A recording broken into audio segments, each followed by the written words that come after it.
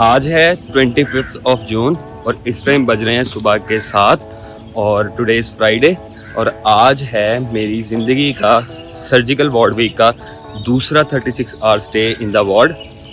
तो आपको दिखा देते हैं कि भाई एमरजेंसी में वो सीन था और अब सर्जिकल वार्ड में अगर आप हों तो वार्ड में ये सीन होगा।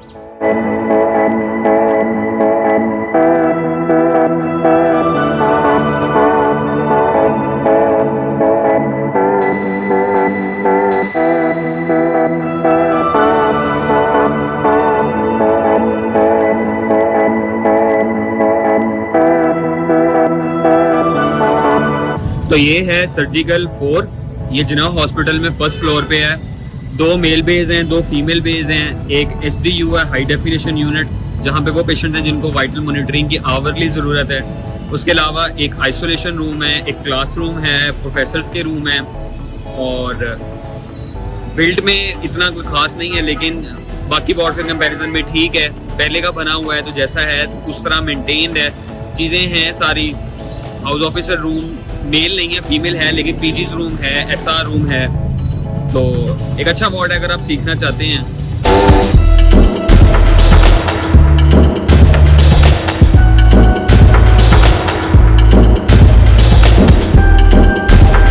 तो अभी टाइम हो रहा है ऑलमोस्ट 1:20 और मैं जा रहा हूँ जुमा पढ़ने क्योंकि आज जुमा है।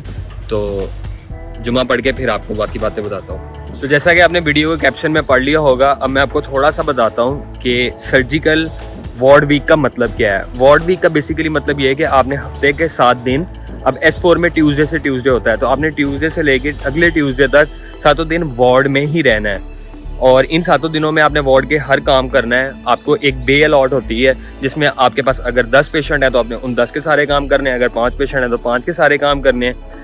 मेरे पास HDU है, HDU में 5 बेड हैं जिसमें 5 में से 3 पेशेंट्स हैं अभी फ़िलहाल, तो उनके सारे काम मैंने करने हैं। 0 से लेकर 100 तक हर काम मैंने उनका मॉनिटर करना है। हाँ, इसमें एक रिलैक्सेशन ये है, अब मुझे नहीं पता ये बाकी हॉस्पिटल्स में है या नहीं है, लेकिन जिनाह हॉस्पिटल में है कि फॉर एग्जांपल अगर मैंने ट्यूसडे की नाइट स्टे की है इन द हॉस्पिटल तो मैं वेडनेसडे की शाम को 7-8 बजे इवनिंग राउंड के बाद कमरे में जाके सो सकता हूँ, फ्रेश हो सकता हूँ और जो भी करना चाहूँ कर सकता हूँ। और फिर थर्सडे को मुझे दोबारा स्टे करना पड़ेगा इन द वार्ड। तो एक दिन स्टे है, एक दिन आप जाके सो सकते हो, फिर अगले दिन स्टे है। तो अल्टरनेट डेज पे स्टे होता है, किसी का 4 दिन का स्टे है, किसी का 3 दिन का स्टे है और वार्ड वीक इसी रोटेशन में मेरी दोबारा आ जाएगा। तो फिर मेरा 4 दिन का स्टे हो जाएगा और जो दूसरा ग्रुप बनेगा उसका 3 दिन का स्टे हो जाएगा। तो ये अल्टरनेट चलता रहता है। तो ये वार्ड वीक है, इसमें बेसिकली आपकी लर्निंग के लिए और आपके एक्सपीरियंस के लिए और आपके वर्किंग आवर्स को ज़्यादा करने के लिए।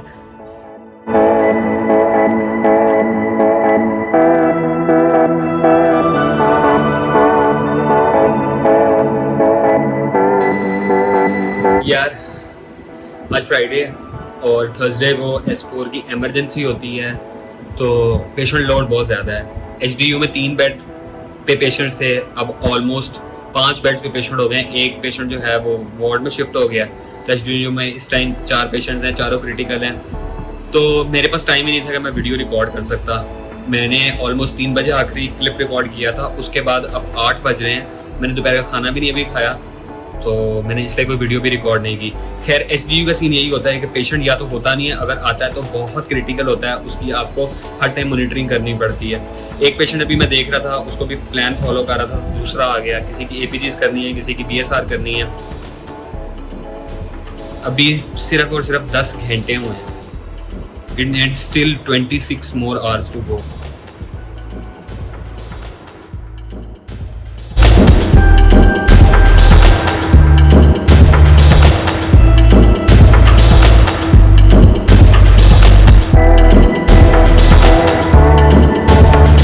अभी टाइम हो रहा है रात के 12 और अभी मैं थोड़ा सा फ्री हूँ।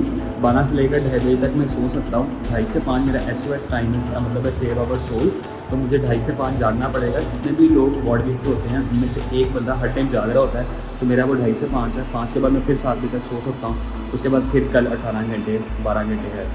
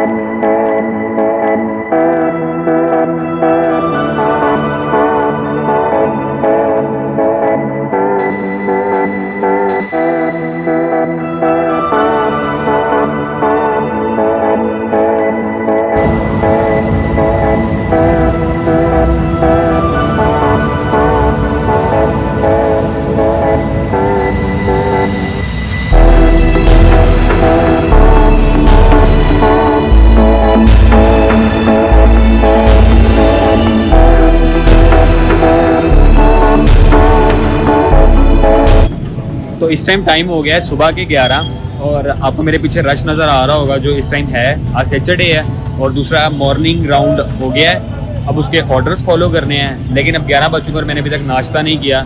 बहुत हेक्टिक रूटीन है ब्रॉडवे की।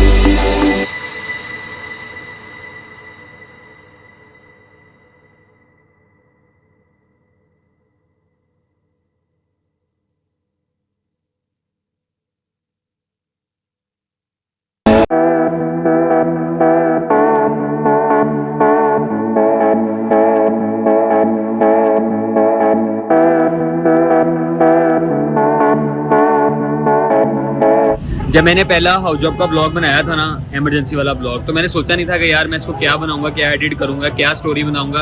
और मुझे ये पता था कि 1000 व्यूज आ जाएंगे, लेकिन मुझे ये नहीं उम्मीद थी कि यार लोगों को इतना पसंद आएगा।